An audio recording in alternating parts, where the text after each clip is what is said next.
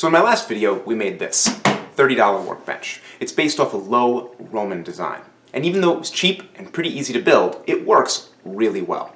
But since it's made out of 2x4s, it's not flat. It's really, really not flat. And if it's going to be a great work surface, then it needs to be flattened out. Now the typical tool for that is a hand plane. And in this series of videos, we've been using this inexpensive Stanley 404 plane. And this is a surprisingly good plane, capable of doing some decent work. But the way we have it set up, it's a smoothing plane. It takes a fine shaving. And even if we set the blade as deeply as it'll go, it's still only going to take sort of a medium shaving. If we try to use this to flatten our bench, it is going to take forever. We really need a rough tool to do this work. So what are we going to do? Buy another plane? Well, hell no! That costs money!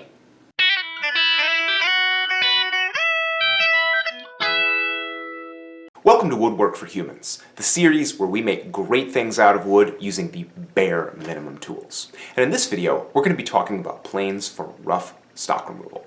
A lot of woodworkers who use hand tools like to have a plane like this. This is called a foreplane because it's used before the other planes touch the work. This plane does the rough removal of wood, so you can get down to business faster.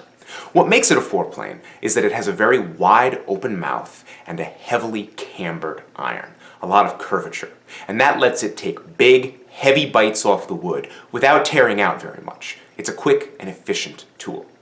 Now, in addition to the foreplane, there's another rough plane that hand tool workers use a lot, and it's called a scrub plane. Scrub planes are pretty much always metal, and they're short, like a smoothing plane. But they have the same wide mouth and heavily curved iron, and they basically do the same thing. They're just shorter. A heavy plane, like a fore or a scrub, is exactly what we need to get the bulk of material off of our workbench, and then we can just follow up with the smoothing plane that we've already got. If you're just starting out in woodworking, and you've restored this plane right here, it's very likely to be the only plane that you have. We could regrind the iron on this to make it into a scrub plane, and I'm sure it would work great for that. But then you've taken your only plane and made it good only for rough work. You no longer have a smoothing plane or a medium plane. That's not really going to work. A better approach would be to replace the iron in this one with one that's curved and set up for rough work. The only problem with that is that Stanley doesn't sell replacement irons for this plane. But regardless of Stanley and their weird decisions, we still need to do something with this plane to make it appropriate for rough work. Luckily, I have it figured out. To convert our smoothing plane into a scrub plane, we're just going to need an old block plane iron, like this one. And these aren't particularly hard to find. They're all over eBay and they're very inexpensive. And it's usually not too hard to find a really beat up old block plane like this one. I probably only paid $1 or 50 cents for this, and I got it for parts because it's not restorable. It's too rusty, it's missing parts, there are breaks in the castings, there's just too many problems here. But it does have a completely serviceable little iron in it. And using an old, used iron is actually pretty important for this project. The way the 12404 plane is set up, it can only handle a blade that's got about an inch of metal beyond the slot. If it's got more than that, it's going to stick too far out of the sole. The slot on your plane blade also needs to be fairly short, so that the screw on the lever cap actually hits the iron when you cinch it down. A well-used block plane iron is perfect for this. Now you might look at this block plane iron and think that it's really narrow, especially compared to the iron that came in our 404 plane. But here's an iron that came out of an actual Stanley metallic scrub plane, and you can tell that it's actually narrower than our block plane iron. And the reason for that is that when you have this cambered blade that's taking big, heavy chunks of wood, that's a lot of friction and resistance for the user. Making the blade narrower cuts down on that by making it take a smaller bite out of the wood.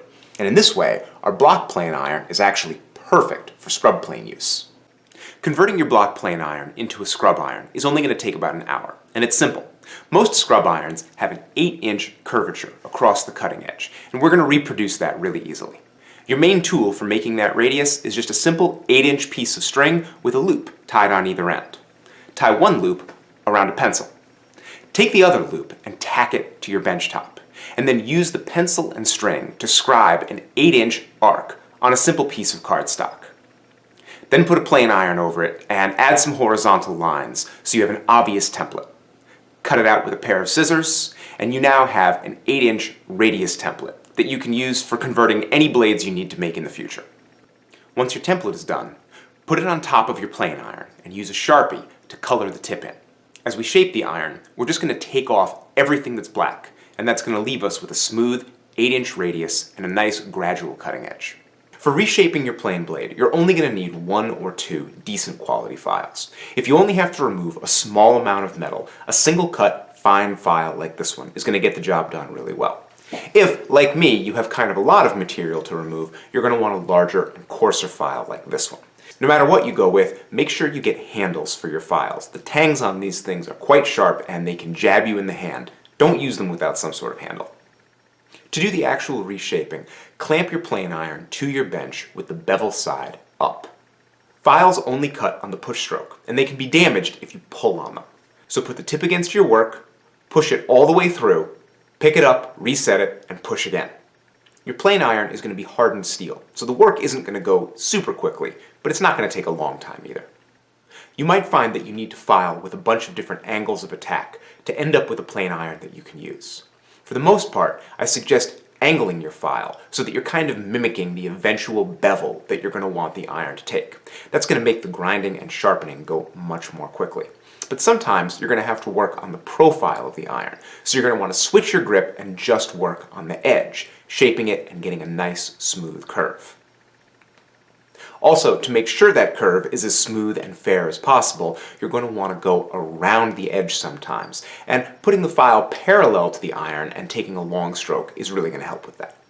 As you're getting rid of all the black Sharpie marks that were left from the template, you can occasionally bring the template back, check your progress, and make sure you're really ending up with a good shape.